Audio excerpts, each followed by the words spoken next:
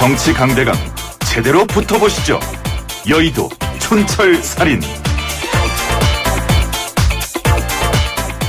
네, 월요일에 정치 토크 여의도 촌철살인 시간이죠. 제가 아까 그 예고 멘트 하면서 여의도 토론사에다 말씀드렸는데 촌철살인이지만 오늘 아주 시원하게 좀 해줬으면 좋겠다 이런 뜻으로 말씀드린 겁니다. 어쨌든 스튜디오 밖에서는 웃음 많은 동네 아저씨인데 왜 이 자리만 오시면 두 분 이렇게 송고 멘트 날리시면서 우리를 긴장 바짝하게 만드시는지 정말 신기합니다. 더불어민주당의 민병두 의원 나오셨고요. 안녕하세요. 네, 안녕하세요. 자유한국당의 김용태 의원 함께합니다. 안녕하십니까? 안녕하세요. 김용태입니다. 네, 두 분 뵈니까 너무 저는 좀 갑자기 반갑습니다. 오늘따라. 왜 그런지 모르겠는데요. 자, 우선 좀 불편할 수도 있는 질문이지만 한번 해보겠습니다. 8번째 검찰개혁 촛불 집회가 서초동에서 있었습니다. 지난주보다 훨씬 많은 인원이 참석했다 뭐 이런 얘기 나오는데요.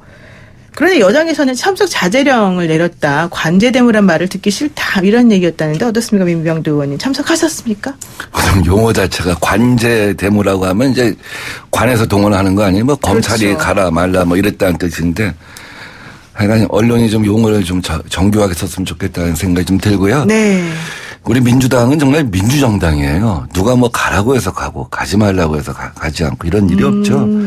그건 아마 이것은 이제 국민의 힘으로 만들어진 시위고 국민의 힘으로 확산된 집회이니까 아마 첫 집회 때는 지지난주에 네네. 이제 28일 날 그러니까 본격적인 이제 대규모 집회가 된 첫 집회 때는 아마 좀 힘을 보태자 하는 차원에서 아름아름 갔었고 저도 이제 그 당시는 갔었습니다만 그 이후에 보니까 그 이후에 이제 양상이 이렇게 된 거 아닙니까? 이제 세대결로 가기 시작한 거 그렇죠. 아니에요? 개천절 시위가 이어지면서 이제 개천절 시위 전체를 갖다 보면 제가 뭐 폄하할 생각은 없습니다만 한편에서 이제 동원웨어라고 하는 그룹웨어를 쓰지 않았습니까? 네. 지구당별로 400명씩 동원한 것을 사진에 2번씩 놓으라고 하고 또 무슨 어떤 교회에서 2만 원씩 알바를 한다는 얘기가 나오고 그러니까 자연스럽게 이거는 그 자발성과 비자발성. 네네. 이런 어떤 이 극명한 차이를 보이자 이런 생각이 들지 않았겠습니까? 그래서 네. 아마 우리 당에선 스스로 네. 대부분의 국회의원들이 아마 불참한 것 이런 차이 아닐까 싶습니다. 그 교회 동원 알바 얘기는 10월 1일 날 그 교회에서 하는 행사에 오라는 거였는데 이거를 10월 3일 집회에서 마찬 것처럼 왜곡해서 보도하고 있다 이런 얘기도 있더라고요. 그래서 그 부분과 관련해서는 예. 좀 정확한 부분이 좀 필요할 것 같긴 한데요. 그것도 뭐 설명할 수는 있습니다만 뭐 하여간 뭐 중요한 핵심 쟁점이 아니니까. 네네 그렇죠. 네 자유한국당 입장에서는 어떻습니까? 개천절 광화문 집회 그리고 주말 서초동 집회 이게 약간 여야의 그 반응이 항상 반대로 나오고 있어서요. 인원이 어디에 많이 모였는 게 뭐가 중요하겠습니까? 네. 사람이 아무리 많이 모여도 조국 일가에 대한 범죄 혐의에 대해서는 뭐 추후에 변함이 없을 겁니다. 뭐 검찰 개혁을 위해서 서초동에 모이신 분들 제가 그 뜻을 굳이 폄하하지 않겠습니다. 네. 그러나 그 모였다는 것 자체가 국가기관인 검찰의 수사에 영향을 미친다면 이건 중대한 법 위반이자 우리 민주주의에 대한 도전이고 파괴행위라는 점은 분명합니다. 그날 여러 가지 구호들이 많이 나오더만요. 이 검찰 개혁이 반드시 필요하다. 당연히 필요하죠. 제가 이 방송 처음 나와서 말씀하셨던 우리 진행자 기억하실 겁니다. 검찰 개혁의 3대 이 목표가 뭐냐면 피의사실 공표 금지, 네. 다음에 별건 수사 금지, 네. 하명 수사 금지. 근데 이 모든 것을 꿰고 있는 게 검찰의 권력으로부터의 독립이라고 제가 분명히 말씀드리지 않았습니까? 네네. 이것은 윤석열 검찰이든 아니든 앞으로 어떤 검찰이 오더라도 반드시 해야 할 일입니다. 근데 제가 이렇게 서초동에 모이신 분들한테 묻고 싶어요. 2달 전에 윤석열 검찰하고 지금의 윤석열 검찰하고 뭐가 달라졌죠? 2달 전에 그 기무사령관이었던 전재수 그 장군 네. 피의사실 공표하면서 자살하게 만든 검찰이 윤석열 검찰 아니고 다른 검찰이었나요? 그 당시에도 피의사실 공표가 문제가 됐었고 이 반드시 이를 바로 잡아야 된다라고 여러 언론에서 다음에 뜻 있는 사람들이 얘기했었죠. 그때 청와대에서 이런 반구 얘기가 있었고 서초동에 모이신 분들이 한마디로 했었나요? 저는 검찰 개혁은 검찰 개혁대로 하고요. 중요한 건 이 지금 이미 벌써 드러난 조국 일가에 대한 범죄 혐의에 대해서 검찰이 정말 추상같이 수사라는 게 저는 뜻이라고 생각하고 뭐 마지막으로 하나만 더 말씀드리면 지금 국민의 요구는 복잡하지 않습니다.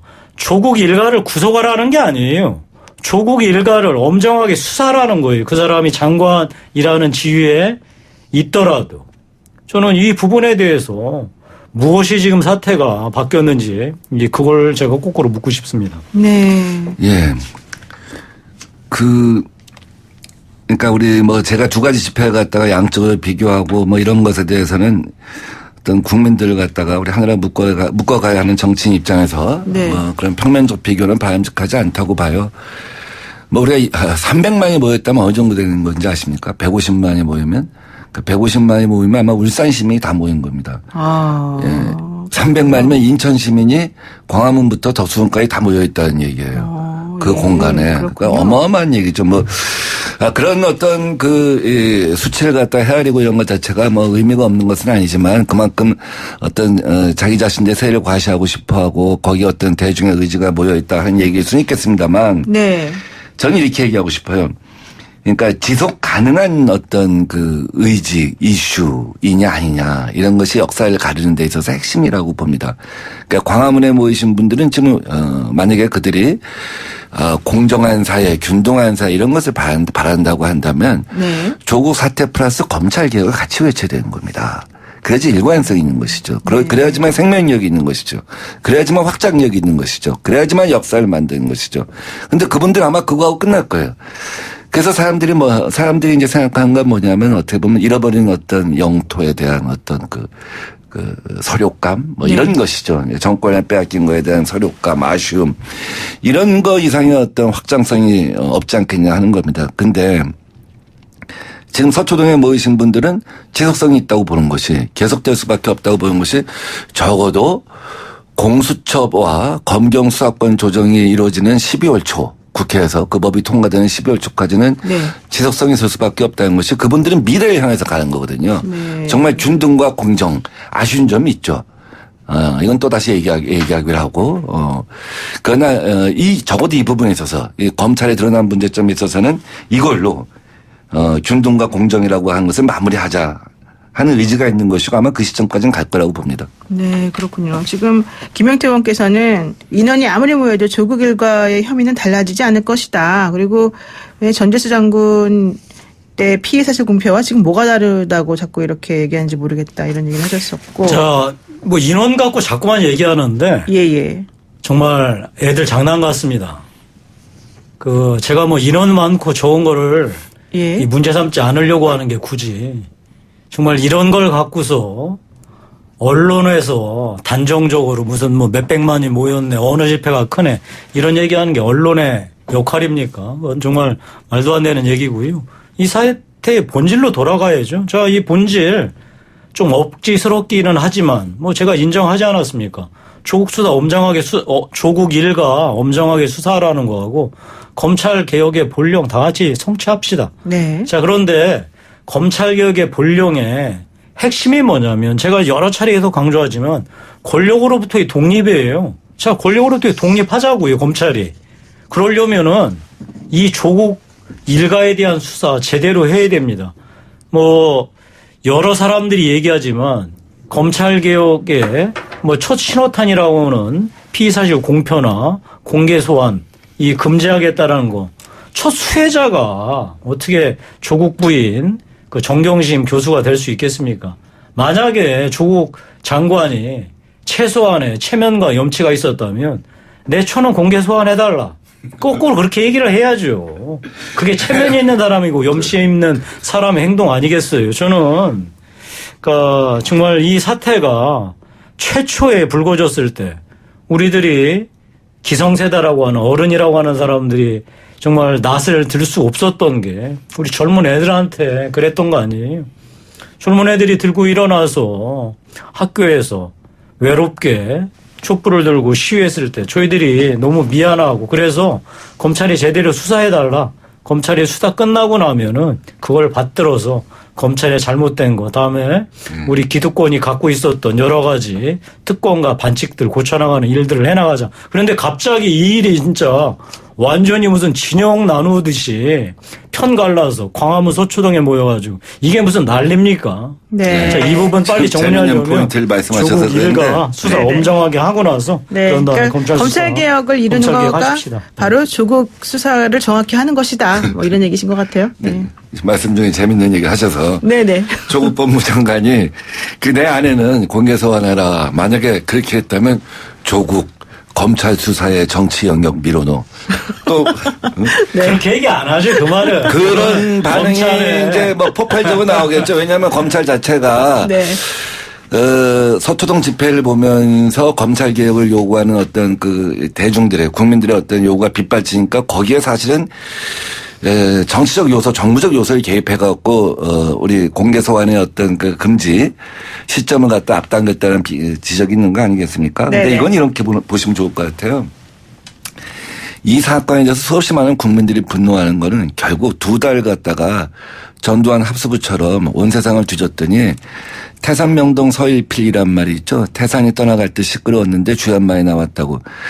하나는 태산명동 표창장인 겁니다. 표창장이요? 예. 우리나라의 모든 산을 다 뒤지고 모든 산을 갖다 흩어서 봤더니 결국 나온 거는 표창장이 진본이냐 아니냐 이거 하나고 두 번째는 뭐 사모펀드 얘기하는데 이거는 자본시장법으로 처벌할 방법이 없으니까 실소유자가 정경심 여사다 혹은 횡령했다는 겁니다. 생각해 보세요. 조국 수석실에 무슨 이 사건을 통해서 무슨 뭐 장영자 비리 사건입니까? 수백억 수천억을 갖다 뭐 먹었습니까? 지금 장경심 여사가 실제로 득을 얻은 건 하나도 없단 말이에요. 네. 그러다 보니까 이거 갖다 실소유자로 모르는 것도 우스워지죠. 왜? 실소유자로 모르는데 득을 얻은 게 하나도 없다. 그러니까 횡령했다고 합니다. 뭐 이게 자범입니까? 결국 이런 식으로 몰아가는 것, 이런 식으로 검찰이 수사한 것 자체가 애초부터 첫 단추를 잘못 찍고 헛발질을 갖다 시작한 것이고 어떻게 보면 자기 권력을 검찰의 권력을 사유화해서 검찰의 기득권을 지키기 위해서 네. 이런 일이 발단되었다고 보기 때문에 국민이 분노하는 것입니다. 저는 아까 김영태 의원이 말씀하신 수많은 사건들의 과거 피의사실 공표죄에 왜 침묵했냐. 맞습니다. 그것도 문제예요. 그러나 거기서 대중들의 어떤 국민과 정치권이 이래라 저래라 할 수 있어요. 근데 대중들의 분노가 일어났던 것은 이 자체가 검찰이 자기들의 어떤 권력을 사유하고 기득권하고 그것을 지키기 위해서 모든 걸 행사했다고 보기 때문에 분노가 폭발했다는 점을 잘 봐야 할 것이다. 이렇게 얘기하고 싶습니다. 그렇군요. 뭐 태산명동 서일필이라고 네. 자꾸 프레임을 지우고 싶어 하시는데 태산명동 표창장. 이걸 했더니 태산명동 표창장이 아니라 태산명동 조국 일가 총출동입니다. 그러니까 저희 처음에는 네. 그래서 결국 무슨 뭐 표창장이란 얘기예요. 사실 총출동했는데 남은 게 표창장밖에 없다. 아니요, 조국 일가 그 총출동해서 지금 이제 사건 조사하고 있으니까 결과 보시면 될 것 같고요. 뭐 이 부분에 대해서 자꾸만 이렇게 말씀들을 하세요. 2달 했더니 나온 게 뭐가 있느냐. 나온 거 지금 계속 나오고 있고 확인하는 과정을 지금 거치고 있잖아요. 다음에 2달 동안이나 이렇게 많은 사람 투입해서 하는 게 말이 되느냐. 그걸 자꾸만 이렇게 프레임을 지우고 싶어 하세요. 다시 한번 정리할게요. 이 부분에 대해서 조국 일가를 지금 두둔하시려고 하는 분들이 2달 동안 해서 나온 게 뭐 있느냐. 요 첫 번째. 두 번째는 이렇게 많은 그 검찰이 동원돼서 수사하는 경우 과잉 수사한 적이 있느냐 이 두 가지인데요. 아까 제가 첫 번째 말씀드린 대로 2달 동안 뭐 하나도 안 나온 게 아니라 지금 너무나 많은 혐의들이 있어서 이제 검찰이 기소하면은 그 재판 과정에서 다 밝혀지지 않겠어요. 지켜보시면 될 것 같고요. 두 번째 이렇게 과잉 수사해도 되느냐. 아니 파면 팔수록 혐의가 나오는데 뭐 이걸 안 할 수가 있겠습니까? 이걸 만약에 덮는다면 정말로 검찰이 문 닫아야죠. 그러니까 이 두 가지 이 논리를 갖고서 조국 일가를 지금 두둔하는 건 말이 안 된다고 생각을 하고 제가 이 사건을 보면서 이런 생각을 합니다. 자, 정말 우리 사회가 이 중대한 기로에 서 있구나. 저도 제가 이 자리에서 뭐 솔직히 고백할게요. 저하고 너무나 친한 친구하고 이 문제 갖고서 정말 생각지도 못한 이 갈등과 다툼을 했습니다. 저도 잘 이해가 안 갑니다. 왜 이런 친구하고 저하고 이 문제 갖고 이런 다툼을 하게 될까? 아마 이런 저와 같은 경우들이 우리 국민들께서 뭐 크든 작든 지금 겪고 계실 것 같습니다. 이런 게 바로 정말 국론 분열, 국민 분열 아니겠습니까? 네. 자, 그래서 이 사건 이제 이 검찰의 이 행동 종착점은 그렇게 멀지 않은 것 같습니다.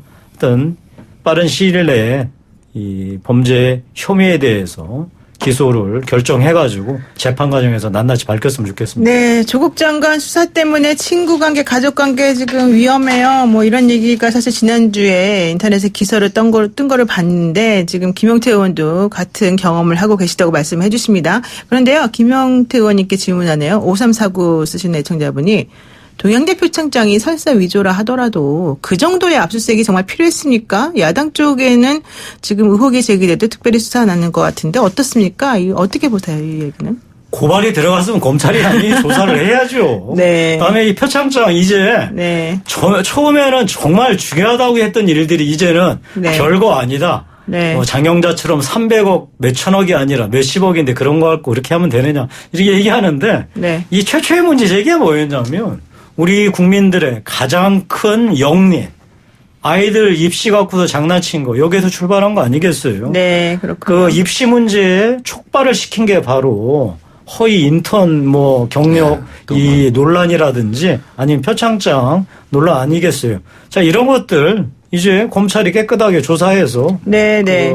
기소 여부를 결정하면 되지 않겠습니까? 네, 민병주 의원님께도 질문이 있습니다. 1632 쓰시는 분께서요. 대통령이 자기 편만 챙기려는데 그게 무슨 대통령입니까? 야당은 거리를 나갈 수 있습니다. 그런데 촛불로 통치한다면 그게 무슨 나라입니까? 불공평하다고 생각하지 않으십니까? 뭐 이런 얘기 하셨는데요. 그렇지 않다고 보고요. 않다고 네. 보고요. 대통령께서는 뭐 여러 가지 고민을 하시겠죠. 이제 국민을 하나로 묶어야 되고 또 미래를 향해서 전진해야 되고 또 대통령에 대해서 어떤 여러 가지 가치를 갖다가 다 실현해가는 과정에서 왜 고민이 없겠습니까? 네. 근데 지금 아까 제가 모두의 집회의 성격에 대해서 말씀드렸듯이 미래지향적인 것, 지속적인 것 이런 것들이 중요하지 않겠습니까? 네네. 역사에 있어서 새로운 일을 갖다 만들어 나가고 개척해 나갈 때 크고 작은 고지들이 있습니다. 어떤 네. 고지는 포기해도 돼요. 어떤 큰 고지는 거기서 밀리면 전체가 흔들릴 수가 있어요. 네. 그때 그 고지의 싸움이 아무리 길고 험해도 때로는 전선을 분명히 하고 그것을 완수해야지만 그 다음에 여러분들이 생각하시는 그 다음에 어떤 국민 통합이나 다른 어떤 국민들의 그 크고 작은 욕구들을 갖다가 묶어나가는 작업도 가능할 수가 있거든요. 네네. 이 큰 고지에서 밀리면 전체의 전선에서 밀릴 수가 있기 때문에 네. 지금 여기서 우리 민주당도 내부에서 이견이 거의 없고 또 대통령께서도 침묵하지만 이 상황을 예의주시해서 국민들의 어떤 그 움직임에 개혁 목소리에 귀를 기울이고 있는 것도 아마 이런 전선의 성격을 네. 갖다 보고 있기 때문이 아닌가 하는 생각이 듭니다. 네, 그렇군요. 잠깐만요. 김영태 의원님께 보내주신 문자가 있어요. 7988 쓰시는 분께서 친한 사람과는 정치와 종교 이야기 안 하는 게 좋습니다. 하지 마세요. 이런 얘기 하셨고요.